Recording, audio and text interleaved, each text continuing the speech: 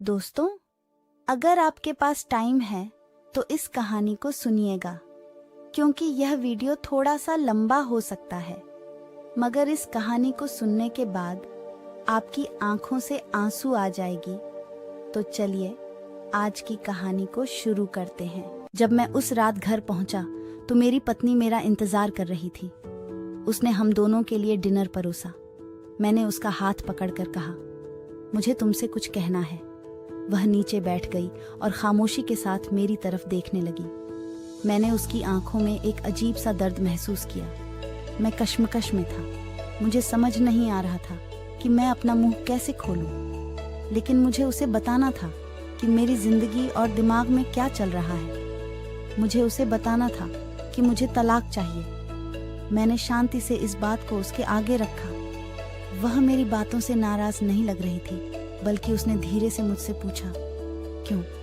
मैंने उसके सवाल से परहेज किया। तब इससे वह नाराज हो गई। उसने अपने हाथ में पकड़ी चम्मच फेंक दी और मुझ पर चिल्लाई, तुम जानवर हो। उस रात हमने आपस में बात नहीं की। वह पूरी रात रोती रही। मुझे पता था कि वह जानना चाहती थी कि हमारी शादीशुदा जीवन को क्या हुआ था, लेकिन मैं शायद ही उसे कोई संतोषजनक उत्तर दे पाता। मैं उसे कैसे बताता कि जिस दिल में पहले उसका घर था, उस पर अब रीना का राज है। मैं अब उससे प्यार नहीं करता था। मुझे बस उस पर दया आती थी, अपराध बोध की गहरी भावना के साथ। मैंने एक तलाक के समझौते का पेपर तैयार किया, जिसमें कहा गया था कि वह हमारा घर, हमारी कार और मेरी कंपनी की 30% हिस्सेदारी की मालिकन होगी। जब उसको मैंने वो पेपर दिए तो उसने पल भर उस पर नजर डाली और फिर उसके टुकड़े टुकड़े कर दिए। जिस स्त्री ने अपने जीवन के 10 वर्ष मेरे साथ बिताए थे, वह अब अजनबी सी लगने लगी थी। मुझे उसके टाइम, संसाधनों और ऊर्जा जो उसने मुझ पर खर्च किया, उसके लिए खेद हुआ। लेकिन मैंने जो कहा था, मैं उसे वापस नहीं ले सकता था, क्योंकि मैं रीना से बहुत प्यार करता था। अंत में वह मेरे सामने जोर जोर से रोई, जिसकी मुझे उम्मीद थी। मेरे लिए उसका रोना वास्तव में एक तरह की रिहाई जैसा था। तलाक का विचार, जिसने मुझे कई हफ्तों से परेशान किया था, अब और मजबूत और स्पष्ट अपनी मंजिल को पाने को लग रहा था। अगले दिन मैं बहुत देर से घर वापस आया और देखा कि वह मेज पर कुछ लिख रही है। मैंने रात का खाना नहीं खाया और सीधे सोने चला गया, और बहुत तेजी से सो गया, क्योंकि मैं रीना के साथ एक व्यस्त दिन के बाद थक गया था। जब मैं उठा तब भी वह टेबल पर लिख रही थी। मुझे परवाह नहीं थी, इसलिए मैं पलट गया और फिर से सो गया। सुबह उसने अपनी तलाक की शर्तें मुझे बताई। वह मुझसे कुछ नहीं चाहती थी, लेकिन तलाक से पहले उसे 1 महीने का नोटिस चाहिए था। उसने अनुरोध किया कि उस 1 महीने में हम दोनों यथासंभव सामान्य जीवन जीने के लिए संघर्ष करें। इसके लिए उसके कारण सरल थे। हमारे बेटे की 1 महीने में परीक्षा थी और वह हमारी टूटी हुई शादी से उसे मेंटली डिस्टर्ब नहीं करना चाहती थी। यह तो मुझे भी मंजूर था, बेटा तो हम दोनों का था। लेकिन उसके पास एक और शर्त थी। उसने मुझे याद करने के लिए कहा कि कैसे मैं उसे अपनी शादी के दिन दुल्हन के कमरे में ले गया था। उसने रिक्वेस्ट किया कि इस 1 महीने तक मैं हर दिन उसे अपने बेडरूम से सामने के दरवाजे तक ले जाऊं। मुझे लगा कि वह पागल हो रही है, लेकिन हमारे साथ में बीतने वाले अंतिम दिनों को सहन किया जा सके और कोई ड्रामा क्रिएट ना हो, इसलिए मैंने उसका अजीब अनुरोध स्वीकार कर लिया। मैंने रीना को अपनी पत्नी की तलाक की शर्तों के बारे में बताया। वह जोर से हंसी और उसे लगा यह सच में पागलपन है। कोई फर्क नहीं पड़ता कि वह कौन सी चालें चलती है, उसे तलाक का सामना करना ही पड़ेगा, उसने तिरस्कार पूर्वक कहा।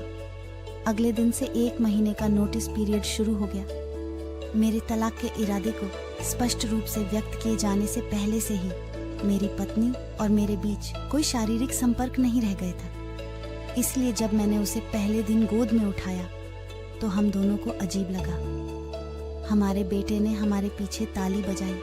डैडी ने मम्मी को गोद में लिया है। उसके शब्दों ने मुझ में एक दर्द की भावना जगाई। शयन कक्ष से बैठक कक्ष तक, फिर दरवाजे तक। मैं उसे गोद में लेकर 10 मीटर से अधिक चला। उसने आंखें बंद की और धीरे से कहा, हमारे बेटे को तलाक के बारे में मत बताना। मैंने सिर हिलाया। कुछ परेशानी महसूस कर रहा था। मैंने उसे दरवाजे के बाहर नीचे उतार दिया। वह काम पर जाने के लिए बस की प्रतीक्षा करने लगी। मैं ऑफिस के लिए अकेला चला गया। दूसरे दिन हम दोनों ने काफ़ी आसानी से एक्टिंग कर ली। वह मेरे सीने पर झुक गई। मैं उसके ब्लाउज की खुशबू सूंघ सकता था। मुझे एहसास हुआ कि मैंने इस महिला को लंबे समय से ध्यान से नहीं देखा था। मुझे एहसास हुआ अब वह जवान नहीं रही थी। उसके चेहरे पर कम सही लेकिन झुर्रियां आ गई थीं। उसके बाल सफ़ेद हो रहे थे। हमारी शादी से उस पर बुरा असर पड़ा है।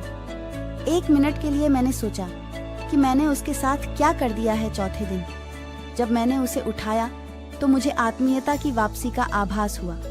अरे, यह वही महिला है जिसने मुझे अपनी जिंदगी के 10 अमूल्य साल दिए हैं। 5वें और 6ठे दिन मैंने महसूस किया कि हमारे बीच एक रूपता की भावना फिर से बढ़ रही है। मैंने रीना को इस बारे में नहीं बताया। जैसे जैसे दिन बीतते गए मेरे लिए उसे उठाना आसान होता गया। मैंने सोचा शायद प्रतिदिन की ये कसरत ने मुझे मजबूत बना दिया। एक सुबह वह सोच रही थी कि क्या पहने। उसने बहुत सारे कपड़े पहनने की कोशिश की लेकिन उस एक भी उपयुक्त पोशाक नहीं मिली। फिर उसने गहरी सांस ली। वो बोली, मेरे सभी कपड़े बड़े हो गए हैं। मुझे अचानक एहसास हुआ कि वह इतनी पतली हो गई है। मुझे अब समझ में आया कि यही असली वजह है जो मैं उसे इतनी आसानी से उठा पाता था। अचानक एक विचार ने मुझे अंदर से झकझोर दिया। उसने अपने दिल में कितना दर्द और कितना दुख दबा रखा होगा जिससे उसकी ऐसी हालत हो चली है।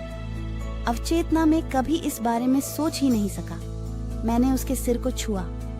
हमारा बेटा उसी समय अंदर आया और बोला, पापा, माँ को गोदी में उठाने का समय हो गया है। उसके लिए इस 1 महीने में अपने पिता को अपनी माँ को गोदी में उठाकर ले जाते देखना उसके जीवन का एक अनिवार्य हिस्सा बन गया था। मेरी पत्नी ने हमारे बेटे को करीब आने का इशारा किया और उसे कसकर गले लगा लिया। मैंने अपना मुंह फेर लिया क्योंकि मुझे डर था कि मैं इस अंतिम समय में अपना विचार ना बदल दूं। फिर मैंने उसे अपनी बाहों में पकड़ लिया।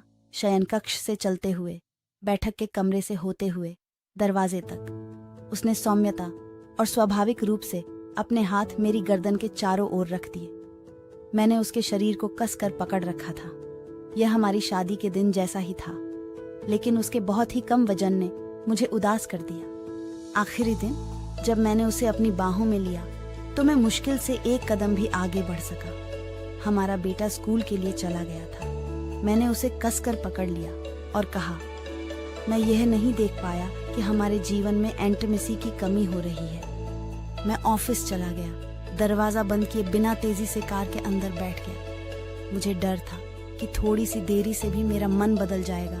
मैं वहां चला गया जहां रीना रहती थी। रीना ने दरवाजा खोला और मैंने उससे कहा, सॉरी रीना, मैं अपनी पत्नी को अब तलाक नहीं दे पाऊंगा।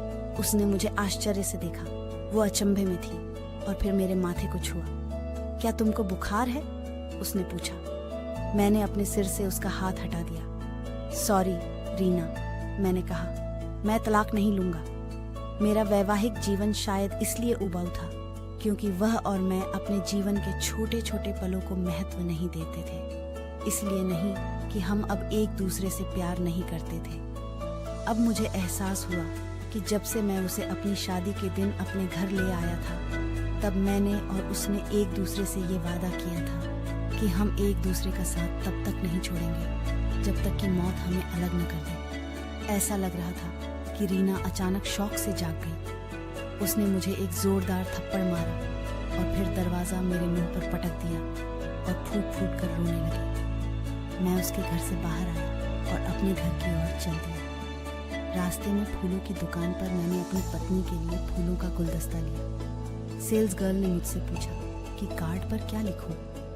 मैं मुस्कुराया और लिखा, मैं तुम्हें हर सुबह उठाऊंगा जब तक मौत हमें अलग नहीं कर देती। उस शाम मैं घर पहुंचा, हाथों में फूल और चेहरे पर बड़ी सी मुस्कान ली। मैं सीढ़ियां चढ़ा और अपनी पत्नी को बिस्तर पर पाया। मृत मेरी पत्नी महीनों से कैंसर से लड़ रही थी और मैं रीना के साथ इतना व्यस्त था कि ना मैंने ध्यान दिया, नहीं महसूस किया। वह जानती थी कि वह जल्द ही मर जाएगी और अगर हम तलाक के साथ आगे बढ़ते तो मेरा बेटा मुझसे पक्का नफरत करता। कम से कम हमारे बेटे की नज़र में मैं एक प्यार करने वाला पति हूँ मैंने तो नहीं, लेकिन मेरी पत्नी ने अपना वादा आखिरी दम तक साथ निभाने का पूरी तरह से निभाया। हाँ, पूरा जीवन अब मुझे पछतावे की आग में जलना था, मगर अब अपने आखिरी दम तक अपनी पत्नी से और भी ज्यादा प्यार करता रहा, चाहे वो मेरे साथ नहीं थी। आपके जीवन के छोटे छोटे पल ही एक रिश्ते में वास्तव में मायने रखते हैं। यह हवेली, कार, संपत्ति, बैंक का पैसा नहीं है। ये खुशी के लिए अनुकूल माहौल बनाते हैं, लेकिन अपने आप में खुशी नहीं दे सकते। इसलिए अपने जीवन साथी के दोस्त बनने के लिए समय निकालें और एक दूसरे के लिए वो छोटे छोटे काम करें जो नवीनता पैदा करते हैं। एक वास्तविक सुखी विवाहित जीवन जी। यदि आप इस कहानी को शेयर नहीं करते हैं तो कोई फर्क नहीं पड़ेगा। अगर आप ऐसा करते हैं तो आप शायद एक शादी को टूटने से बचा सकते हैं। जीवन में कई बार ऐसे लोग असफल होते हैं जिन्हें इस बात का एहसास नहीं होता कि वे सफलता के कितने करीब थे जब उन्होंने हार मान ली। दोस्तों, यह कहानी आपको कैसी लगी कमेंट करके जरूर बताना।